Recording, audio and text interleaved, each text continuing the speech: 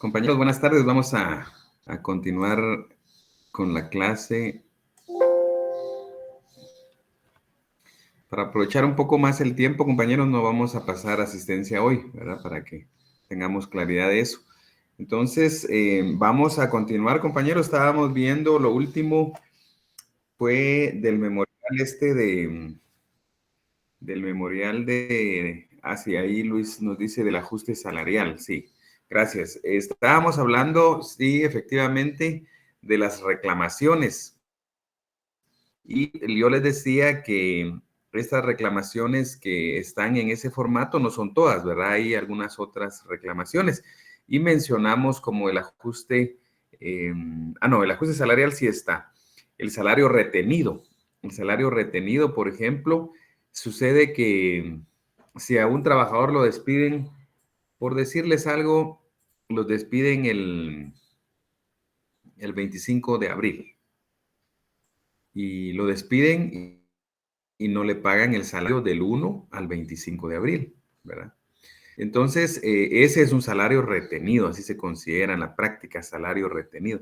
Entonces, se reclama dentro de la demanda también salario retenido, ¿verdad? El salario que no le fue pagado al trabajador durante el periodo del 1 al 25 de abril 2023, por ejemplo, ¿verdad? Entonces, ese sería una reclamación. Hablamos también que se puede reclamar el salario extraordinario. Esta reclamación del salario extraordinario es especial porque la Corte de Constitucionalidad ha dicho que cuando se reclama salario extraordinario, la carga de la prueba la tiene el trabajador.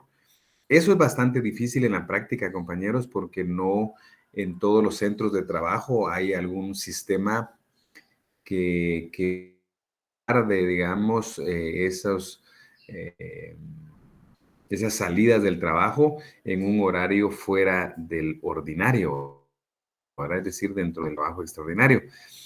En algunas empresas existen, otros no, y entonces es difícil, ¿verdad? Porque imagínense ustedes que alguien ha trabajado 20 años y algunos días salía media hora después, una hora después, 2 horas después, 3 horas después, pero ¿cómo después de 20 años decir, bueno, el 5 de febrero del 2010 yo salí a las 8 de la noche y tenía que salir a las 5, o sea, son 3 horas extraordinarias. Es muy difícil en la práctica tanto exponer ese tipo de reclamación de las horas del tiempo extraordinario, como probarlas, ¿verdad? Porque la Corte ha dicho que el debe probarlas es el trabajador. Sí, alguien levantaba la mano. Disculpe, licenciado, ahí no se Sí, podía sí. que hay sistemas métricos en la empresa donde se guarda el registro de la entrada y la salida, poderlo probar de esa forma, poder solicitar a la empresa proveer esa Sí, información.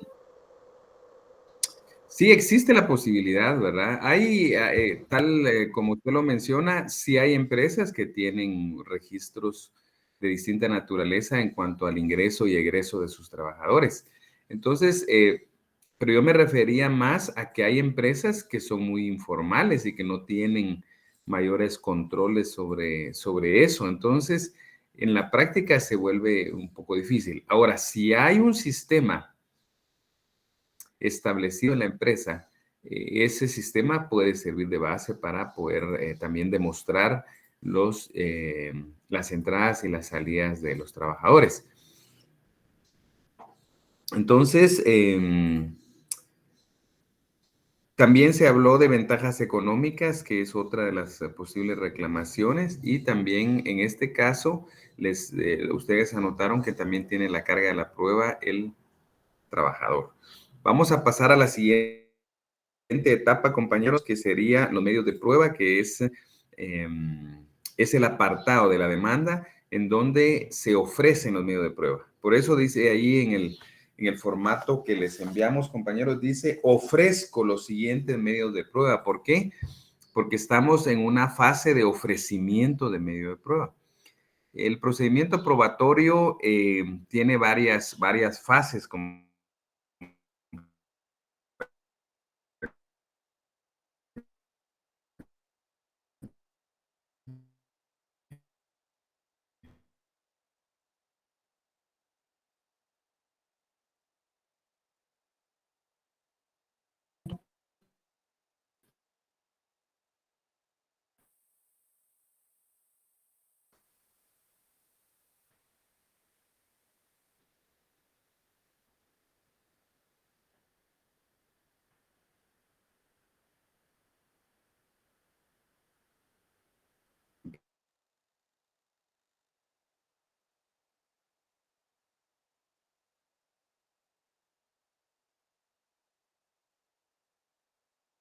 Entonces,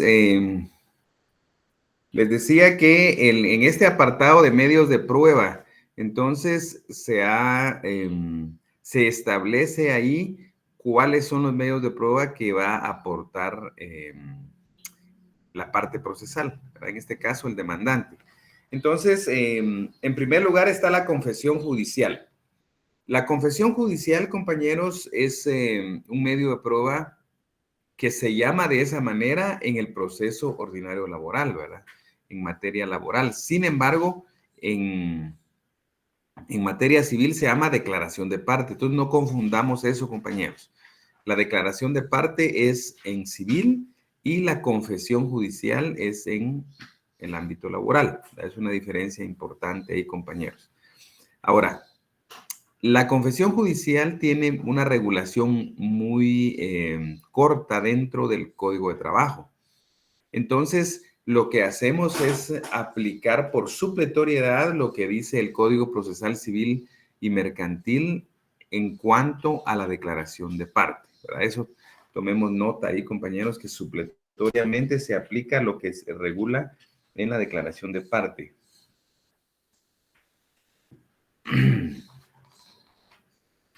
Y entonces en el Código Procesal Civil pues está todo lo regulado a la declaración de parte que se aplica en el juicio ordinario laboral, solo que se aplica observando siempre los principios laborales, ¿verdad? No se aplica al tenor literal, digamos, de la normativa, no es igual en civil y en laboral. Se aplica supletoriamente las disposiciones civiles, pero adecuando esa aplicación a los principios del derecho procesal laboral, ¿verdad? Entonces, la confesión judicial intervienen ahí, compañeros, anoten que los sujetos son el articulante y el absolvente. Esos son los dos sujetos que intervienen dentro de esta prueba. El articulante es el que dirige las preguntas. El articulante, repito, es el que dirige las preguntas y el absolvente es el que contesta las preguntas. Repitiendo, articulante dirige las preguntas, hace las preguntas y el absolvente es el que contesta las preguntas. Algo que es interesante también, compañeros, es que esta prueba se realiza bajo juramento, ¿verdad? Entonces, en este caso, si la parte procesal falta a la verdad, comete el delito de perjurio, ¿verdad? Entonces, anotémoslo, compañeros, todas estas ideas, porque lo que sucede es que tenemos que distinguir, compañeros, que cuando un testigo, por ejemplo, declara bajo juramento, él puede cometer el delito de falso testimonio.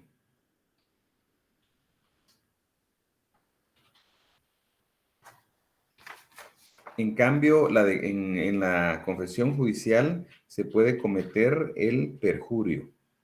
Esa es una de las diferencias, compañeros. En ambos casos se juramenta, pero faltar a la verdad hace incurrir en delitos diferentes. Si es parte procesal, repito, y falta la verdad, entonces comete perjurio. Y si es testigo y falta la verdad, comete falso testimonio. Bien, la confesión judicial, las preguntas que se realizan en un interrogatorio de confesión judicial, estas preguntas se llaman posiciones, ¿verdad? Técnicamente no son preguntas, sino son posiciones, ¿verdad? Así le llama el Código Procesal Civil y así también se utiliza en el ámbito laboral, donde se dice pliego de posiciones.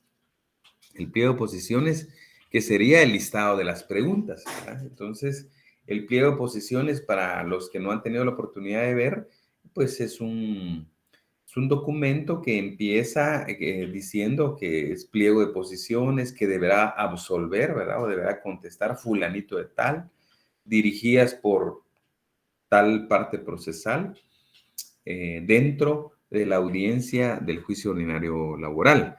Y vienen las preguntas, ¿verdad? Normalmente en la práctica, compañeros, aunque eso no lo dice no lo dice el código de manera expresa, pero en la práctica se pone primera pregunta, segunda pregunta, tercera pregunta, cuarta pregunta, y se hace la pregunta. El Código Procesal Civil y Mercantil dice que deben ser en sentido afirmativo. ¿Verdad? Eso es importante, compañeros.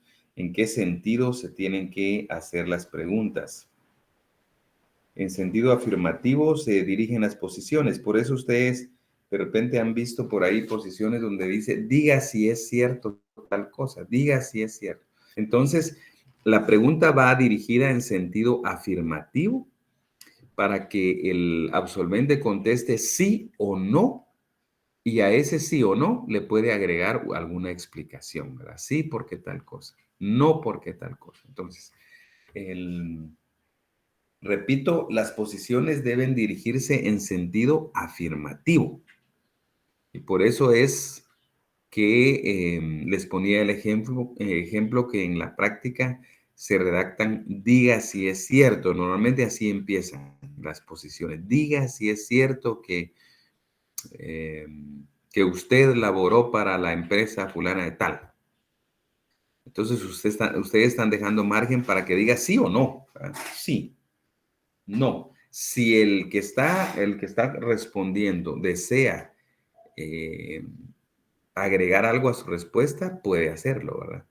Entonces, puede decir sí, pero tal cuestión, o sí, porque tal cosa. Es decir, la explicación la puede dar discrecionalmente el que está contestando, ¿verdad? Entonces, pero la respuesta tiene que ser un sí o un no, ¿verdad? Dada la forma en que se plantea la pregunta, ¿verdad? Porque no son preguntas de criterio, ¿verdad? ¿Qué piensa usted o qué sabe de tal cuestión? No. La pregunta debe contener una aseveración, diga si es cierto tal situación. Entonces el absolvente va a decir sí o va a decir no, y a ese sí o a ese no puede agregarle una explicación. Entonces, ahora, en nuestro código de trabajo, repito, pues un artículo está dedicado a este medio de prueba. Entonces, muchas cuestiones se han tomado de procesal civil y de las disposiciones emanadas de la Corte de Constitucionalidad. Una de estas establecida por la Corte, ese criterio de la Corte de Constitucionalidad es la forma en que se dirigen las posiciones, ¿verdad? Porque, por ejemplo, en materia civil se hace un pliego de posiciones, se coloca en una plica, ¿verdad? En un sobre cerrado, y se presenta al solicitar la prueba. Entonces el código dice que si no se presenta de esa manera, pues entonces no se va a diligenciar ese medio de prueba. Sin embargo, en materia procesal laboral, las posiciones pueden presentarse de tres maneras, ¿verdad? Una primera manera, por si van a notar, compañeros, la forma en que se presentan las posiciones. Uno es que en la audiencia se haga de manera verbal, ¿verdad? Hay que recordar que el juicio ordinario de trabajo es un juicio que tiene como uno de sus principios el principio de oralidad. Entonces, dado que el proceso es oral, entonces la Corte de Constitucionalidad ha dicho que las posiciones pueden presentarse oralmente en la audiencia, ¿verdad? Oral o verbalmente en la audiencia. Entonces, esa es una forma de presentarlas, ¿verdad? De manera oral en la audiencia. Pero hay muchos que prefieren hacerlo como se hace en lo civil, que es en una plica.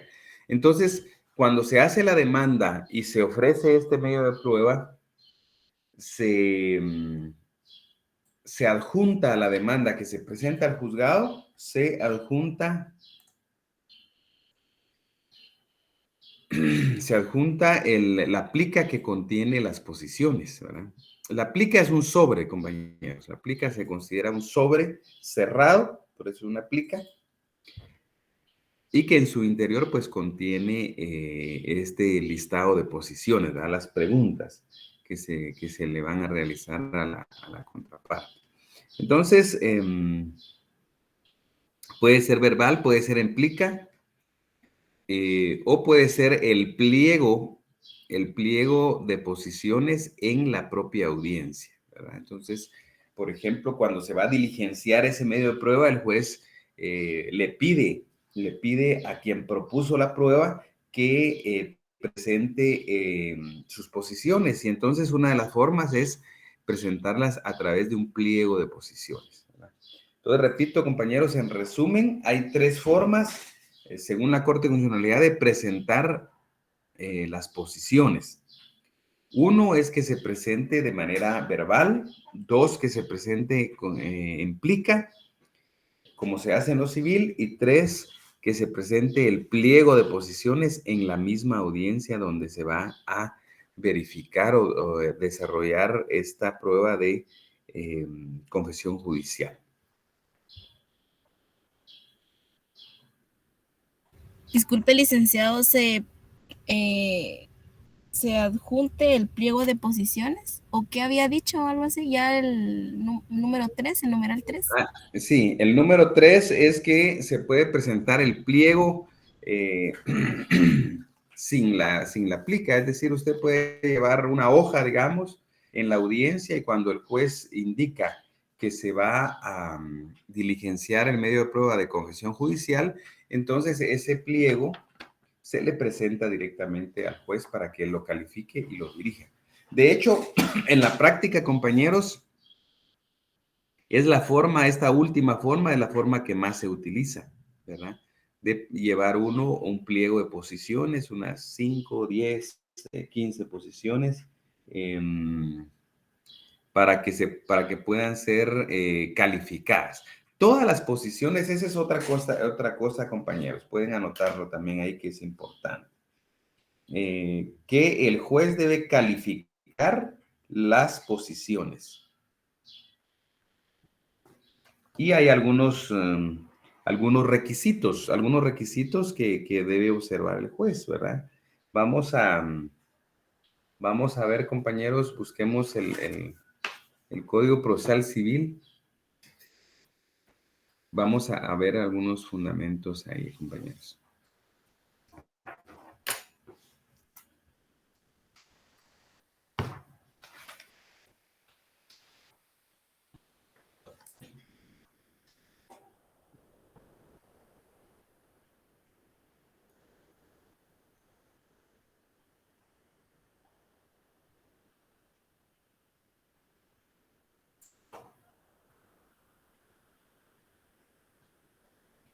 Veamos, compañeros.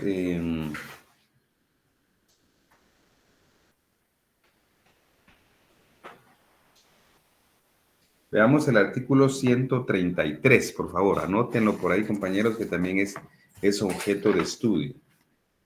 Artículo 133.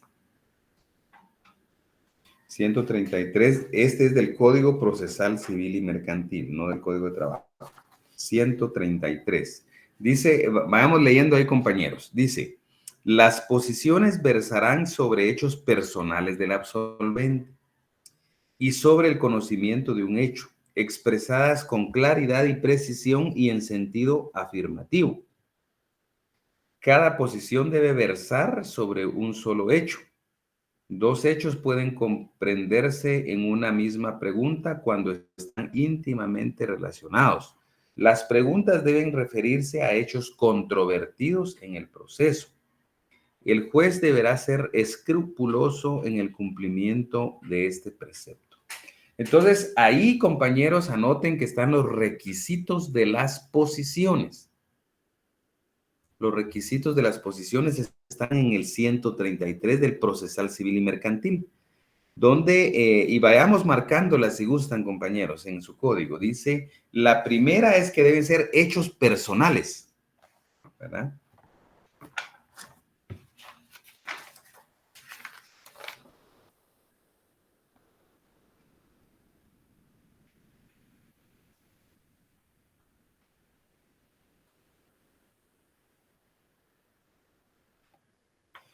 La primera es hechos personales.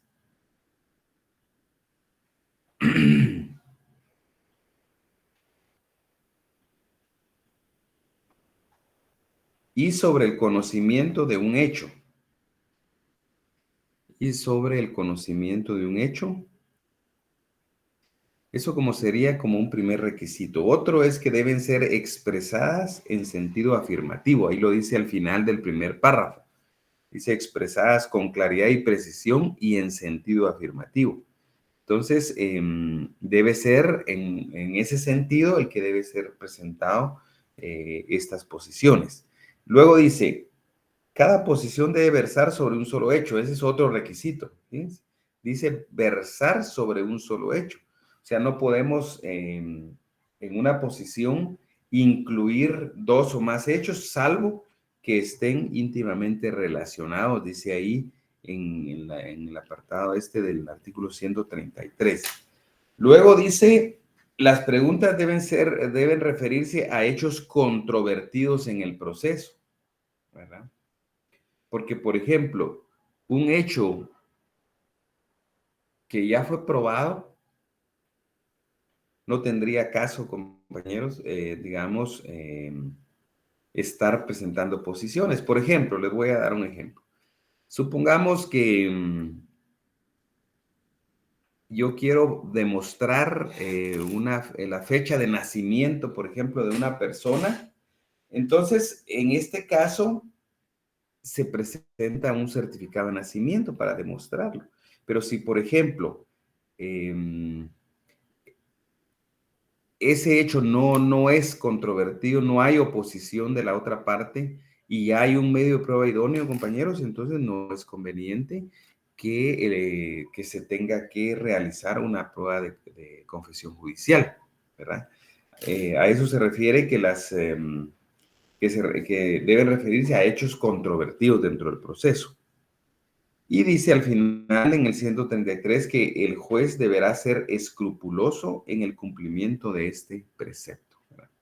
Entonces, repito, compañeros, vimos el artículo 133 del Código Procesal Civil y Mercantil que establece los requisitos de las posiciones que se formulan en este medio de prueba.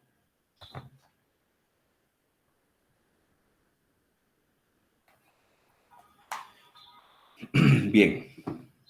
Otro artículo también que merece que lo podamos ver, compañeros, es el artículo 354, solo que eso del Procesal Civil y Mercantil.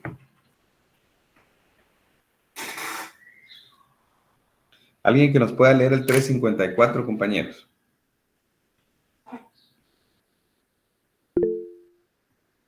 Sí, compañera Sharon, por favor. En un momento, licenciado, ahorita ¿Qué artículo dijo? 354. Ok.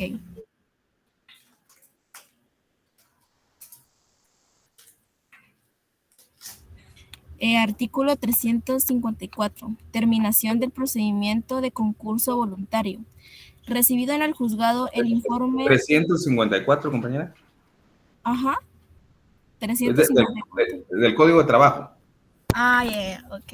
Yo estaba leyendo el... ¿Lo leo yo, licenciado? No tenga pena. Démosle espacio ahí a Sharon si lo tiene. ¿Lo tiene por ahí, Sharon? O si no, pues Sí, que nos licenciado. ayude. Va. Sí, Léalo sí. ahí. En el próximo artículo nos ayuda por ahí, Gilberto, por favor. Sí, disculpe. Artículo 354. Cuando se proponga por el actor la prueba de confesión judicial, el juez la fijará para la primera audiencia y el absolvente será citado bajo apercibimiento de ser declarado confeso en su rebeldía.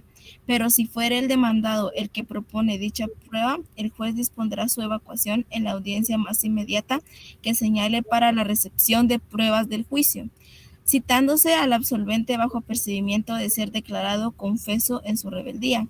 En igual forma se procederá para el reconocimiento de documentos. Cuando la confesión judicial se haga en forma expresa en la secuela del juicio, podrá procederse por la vía ejecutiva. En cuanto a lo confesado, si así se pidiere, lo que se hará constar sin que el juez deba dictar sentencia al respecto, y el juicio continuará en cuanto a las reclamaciones no aceptadas. Gracias, compañero. Bueno, licenciado. Gracias. Entonces, vean, ubiquemos más los dos primeros párrafos. Vean en su código. Subrayen ahí, donde dice, cuando se proponga por el actor, pueden subrayar por el actor en el primer párrafo.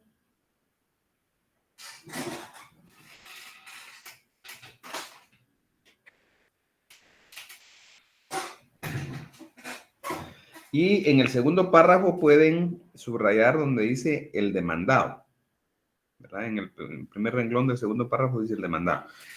Quiere decir que este primer párrafo se refiere a que el actor ofrezca la prueba de confesión judicial del demandado.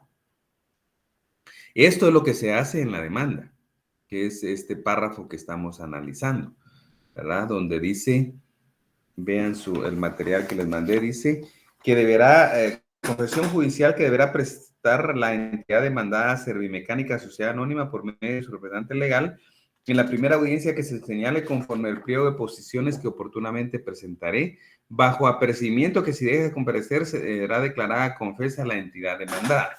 Entonces, tenemos que tener claro que este artículo, entonces, cuando se refiere a la confesión judicial, imagínense solo este artículo bastante corto se refiere a esa prueba.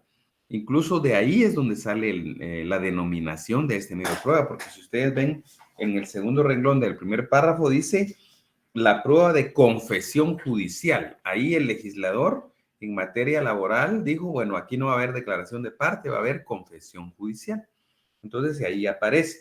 Entonces el actor puede ofrecerla, repito, en la demanda, ¿verdad? Debe ofrecerla en la demanda si es de que lo necesita ese medio de prueba, y el demandado lo hace al contestar, ¿verdad? En la práctica, pues al contestar la demanda, puede ofrecer medios, como medio de prueba, la confesión judicial del actor, digamos, ¿verdad? De la parte contraria.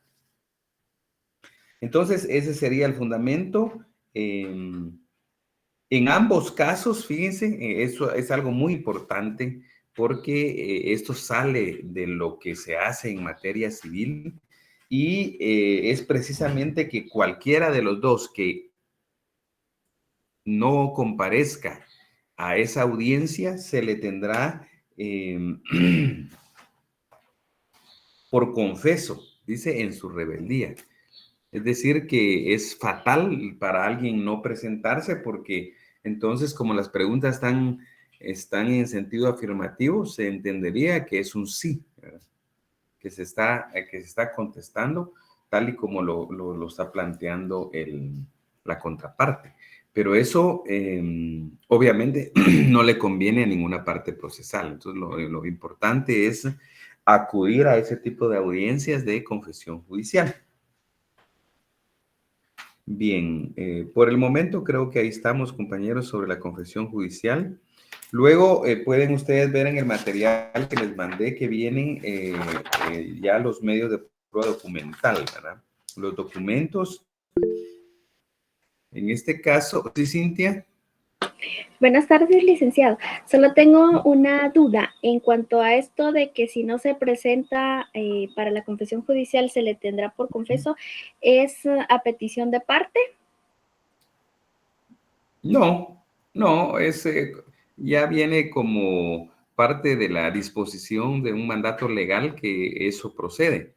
Entonces, no necesariamente hay que pedirlo. El juez ya sabe que si citó a alguien para prestar confesión judicial y lo apercibió que si no se presentaba, lo declaraba confeso, entonces no es algo que le corresponda. Por supuesto que en una audiencia, pues, al estar presentes, los abogados sí lo hacen mención, ¿verdad? Digamos, si un abogado va con el trabajador y no se presentó el patrono, pues él podrá hacer sus peticiones ahí oralmente. Sin embargo, hay que recordar, compañeros, que el código o el juicio ordinario laboral es impulsado de oficio, ¿verdad? Entonces no hay necesidad que estén haciendo peticiones como en lo civil, ¿verdad? Que en lo civil cualquier situación que se necesite es a través de petición de parte interesada. ¿Alguien más levantaba la mano?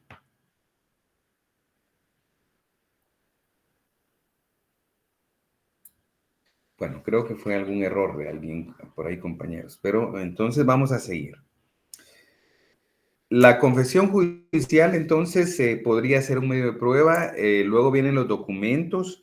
Se pueden hablar de documentos que se acompañan, es decir, documentos que yo tengo y los acompaño, pero pueden haber documentos que están en poder del adversario. Entonces, en este caso, pues también se pueden pedir una exhibición de documentos por la entidad demandada, en este caso, que es una entidad. Por ejemplo, una de las cuestiones que en la práctica normalmente la tienen en la empresa es el libro de salarios, por ejemplo, ¿verdad? El libro de salarios está dentro de la empresa, bajo el control, digamos, del patrono, pero es un documento que puedo yo invocar que sea exhibido en la audiencia. Entonces, eso es el libro de salarios, por ejemplo, el contrato de trabajo es otro que esos contratos muchas veces no le proporcionan una copia al trabajador o el trabajador la extravía, pero sí cada patrono tiene esa obligación de mantener este libro de salarios. El contrato de trabajo también es otra situación, compañeros, que el contrato de trabajo también es un documento que muchas veces solo está en la empresa, entonces se le requiere al patrono que presente una copia del contrato debidamente inscrito. Ahora hay que recordar que son objeto de registro los contratos individuales de trabajo. Ahora pues ya es un registro electrónico, ¿verdad? A través de PDF se mandan los contratos, pero con anterioridad pues era presencial y era diferente a cómo se maneja hoy. Y entonces es aquí donde se presenta la documentación que ampara las peticiones de la demanda. Luego dijimos que son los documentos que tienen que ser exhibidos. Esto también es importante, compañeros, porque también existe esta sanción, digamos, para el que no lo presente, que pues se pueden aducir como cierto lo que está diciendo él, ¿verdad? Por ejemplo, si un trabajador dice que gana 5,000 quetzales como salario mensual, ganaba 5,000 quetzales, pero fuera diferente, por ejemplo, tiene que presentarse el documento para, digamos, desvirtuar eso.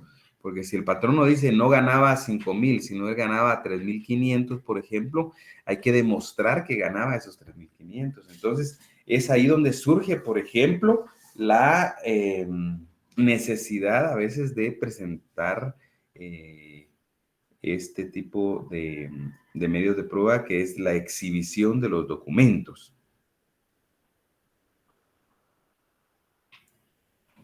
Dice, veamos el artículo 333, compañeros. 353. ¿Alguien que nos pueda leer el 353 del Código de Trabajo? De repente, Gilberto.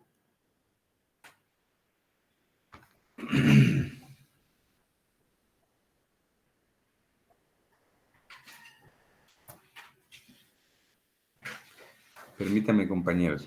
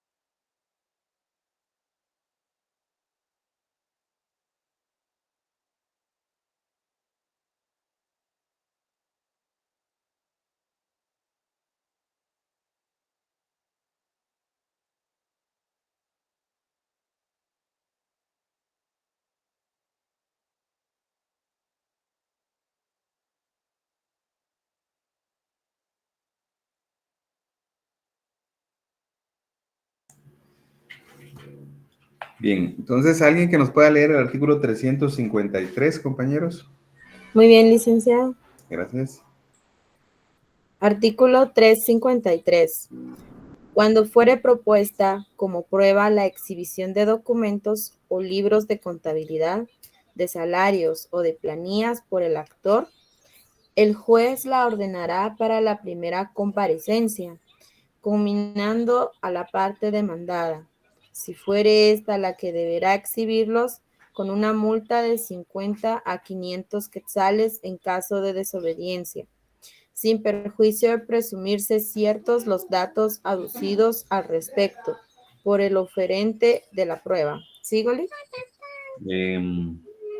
Sí, por favor. Si esta prueba fuera ofrecida por la parte demandada, igualmente deberá cumplir con presentarla en la primera audiencia.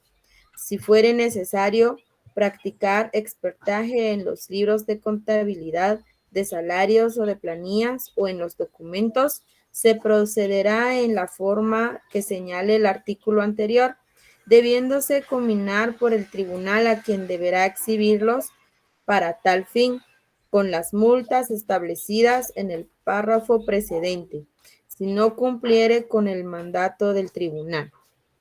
Bien, gracias, compañera. Entonces, en este caso, compañeros, se leyó el artículo 353, que es el único artículo también que hace alusión al medio de prueba que se denomina exhibición de documentos. Algo que ustedes pueden subrayar ahí, compañeros, es que si no se exhiben, se paga una multa, ¿verdad? Más o menos como a mediados del párrafo, un poco abajo quizás, de mediados del párrafo, dice que hay una multa de 50 a 500 quetzales. En caso de desobediencia, es una cuestión importante, el efecto, digamos, de no presentar los documentos que fueron requeridos por el juzgado. Entonces, aparte de imponer una multa, dice, sin perjuicio de presumirse ciertos los hechos aducidos al respecto por el oferente de la prueba. Es decir, que otro efecto legal de no presentar la exhibición de documentos es precisamente que se presumen ciertos los datos, ¿verdad? Por ejemplo, si el trabajador dijo que devengaba 6,000 quetzales, pero el patrono dice que no eran 6,000, sino eran 4,000, por ejemplo, tiene que presentar el libro de salarios, pero supongamos que no lo presente. Entonces, ante esa negativa de no presentarlo, se va a presumir que es cierto lo que dice el trabajador de los 6,000 quetzales que devengaba mensualmente, ¿verdad? Esos son los efectos importantes. Entonces, repito, cuando no se exhiben los documentos, entonces, pues, esto puede generar una multa. La multa dice que es de 50 a 500 quetzales por desobediencia, y el otro efecto es que se presumen ciertos los datos aducidos al respecto por el oferente de la prueba, ¿verdad? Como no se está exhibiendo la documentación, se tiene por cierto los datos aseverados por esa parte procesal, ¿verdad? Bien, entonces, luego en el material vienen declaración de testigos, presunciones legales y humanas. Luego vamos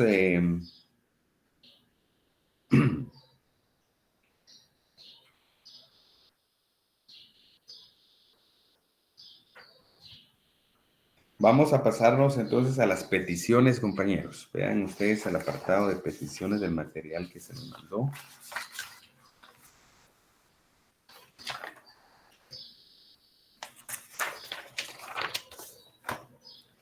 Dice que se tenga por recibido el presente memorial de demanda y documentos adjuntos, iniciando la formación del expediente respectivo. Esa es una petición que se hace en este y en otros memoriales similares dentro de las materias distintas, ¿verdad? Entonces, dice, se tenga por recibido, se admite para su trámite la demanda del juicio ordinario laboral en contra de la entidad tal, se tome nota del lugar señalado para hacer notificaciones, que se tengan como mis asesores a los abogados tales y tales. En este caso hay una observación importante, compañeros. eh, en la en la justicia constitucional se han establecido algunas situaciones sobre esto, compañeros. Vamos a ver. Cuando se actúa de manera conjunta o separada, indistintamente, tiene que firmar en la demanda todos o los abogados que menciona el actor, ¿verdad? Es decir que, por ejemplo, en este modelo que yo les mandé donde dice que hay 2 abogados, entonces ambos abogados tienen que firmar la demanda, ¿verdad? ¿Por qué razón? Porque no podemos mencionar solo a otro abogado sin que firme, porque la firma del abogado en este tipo de acciones hace que tenga la responsabilidad de la legalidad de lo que se está presentando, ¿verdad? Porque él es el profesional del derecho que está asesorando al cliente. Entonces, él es el responsable en el ámbito laboral. Luego dice, en el 5 dice que se tengan por ofrecido los medios de prueba, que es lo que hablamos, de que hay un ofrecimiento.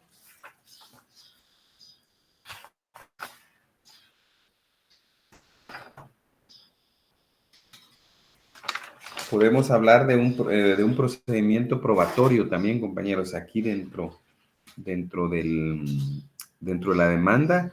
Este procedimiento probatorio tiene ciertas fases, ¿verdad? Uno es el ofrecimiento de prueba, que ya lo leímos aquí. Luego tiene la admisión o rechazo, las diligencias o recepción, que sería el tercer, y la valoración. La valoración la hace el juez ya cuando en el momento que va a dictar sentencia. Pero entonces esas son las fases del procedimiento probatorio, compañeros, en lo laboral, que es ofrecimiento, admisión o rechazo, diligenciamiento o prueba y valoración. La valoración se hace, repito, hasta el final.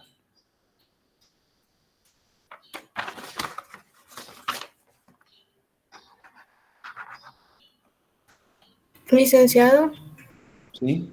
perdone, dijo ofrecimiento, admisión Sí. o rechazo. Diligenciamiento o recepción Gracias. y valoración. Ese es el orden ese es el procedimiento probatorio.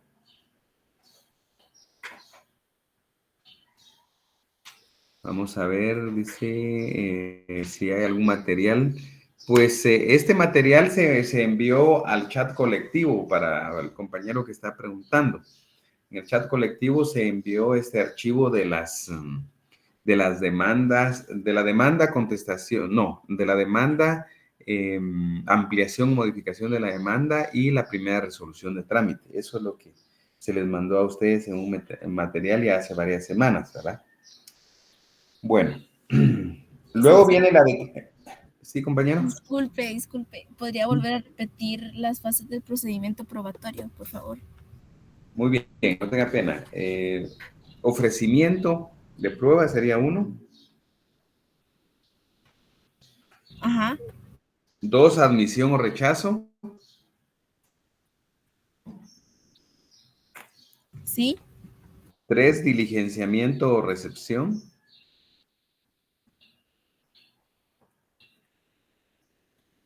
Y 4, valoración. Ah, bueno. Gracias, licenciado. La orden.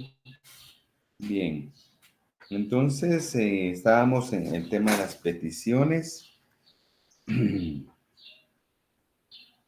la petición 6, que dice que se señale día y hora para que las partes comparezcan a juicio oral, previniéndolos presentarse con nuestros medios de prueba a efecto de rendirlos en esa primera audiencia, bajo apercibimiento de continuar el juicio, en rebeldía de la parte que no compareciere más tiempo, no compareciera en tiempo sin más citarle ni oírle, ¿verdad? Esa es la petición número 6, ¿verdad? La petición de trámite.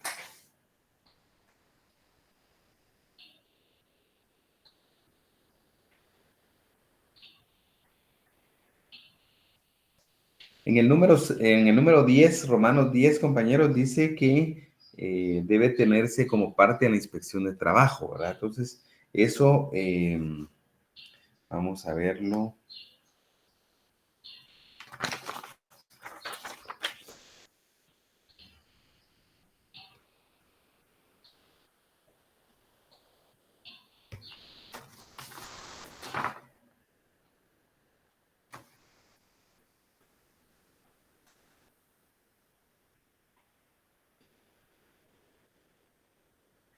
Veamos el artículo 280, compañeros.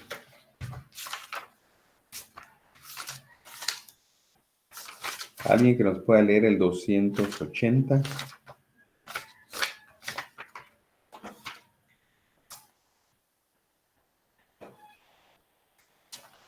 Compañeros, ¿alguien que nos lea el 280 del Código de Trabajo? ¿Se lo puedo leer yo, licenciado? Por favor. Muy bien, legitimado para intervenir la conflictos económicos y jurídicos, artículo 280. La Inspección General del Trabajo debe ser tenida como parte de todo conflicto individual o colectivo de carácter jurídico en que la figura de trabajadores menores de edad o trabajadores cuya relación de trabajo haya terminado sin el pago procedente de la indemnización de las prestaciones y salarios caídos o cuando se trate de acciones para proteger la maternidad de las trabajadoras, salvo que en cuanto a estas últimas se apersonen al Instituto Guatemalteco de Seguridad Social. Además, dentro de su función de velar por la estricta observancia de las leyes y reglamentos de trabajo y previsión social, están obligadas a promover o realizar la sustanciación o finalización de los procedimientos por falta de trabajo que denuncien los inspectores de trabajo y trabajadores sociales o procurar la aplicación de las sanciones correspondientes a los infractores. Solo Gracias. No, ahí estamos bien. Gracias, compañero. Ahí estamos en el artículo 280.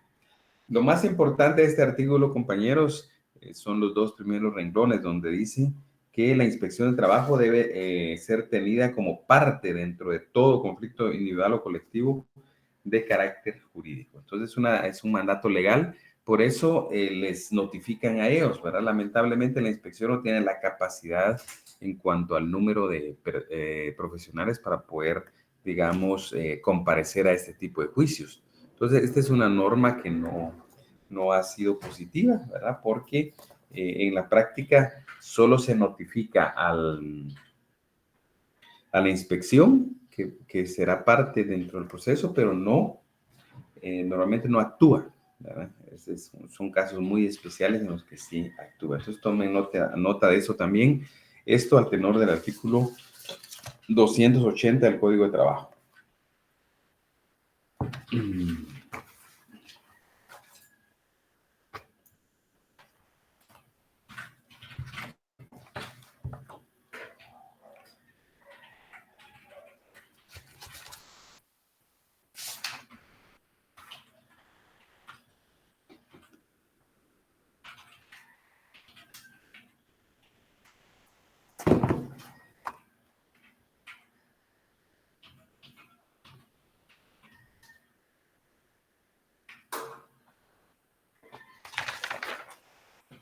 En las peticiones de fondo, compañeros, estas peticiones son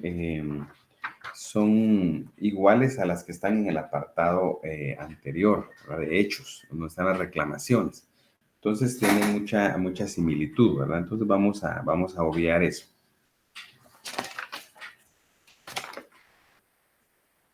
Luego, en el material, compañeros, para terminar de hablar de este material que se les mandó hace algunos días, pues hay un memorial de ampliación y modificación a la demanda, ¿verdad? Entonces, también necesitamos que lo lean, compañeros, para que estén enterados. Pareciera a veces que en la práctica pues no hay una distinción clara entre ampliación y modificación, pero no es así, ¿verdad? Debemos aplicarlo de una manera adecuada en cuanto a tener esa posibilidad de ampliar o de modificar la demanda. Luego, lo último que aparece en el material que se les mandó oportunamente es el modelo de la resolución de admisión, de admisibilidad de demanda, ¿verdad? La primera resolución que emiten los tribunales, si es de que la demanda está bien estructurada, bien redactada.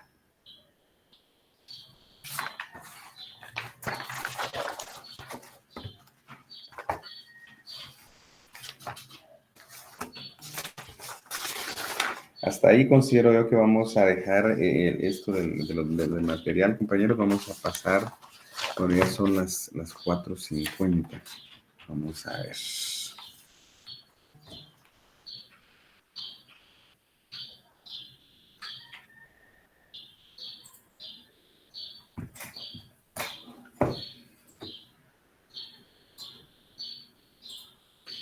Les voy a mandar, compañeros, ahí otro material adicional al que ya tienen, al que hemos estado comentando, para apoyarlos en algunos temas relacionados con el curso. Vamos a solo a ver algunos detalles en estos últimos minutos, compañeros, y les ofrezco que les voy a mandar algún material y alguna indicación al chat en cuanto a qué debería tomarse en cuenta para poder, de alguna manera, pues, someterse al examen, ¿verdad?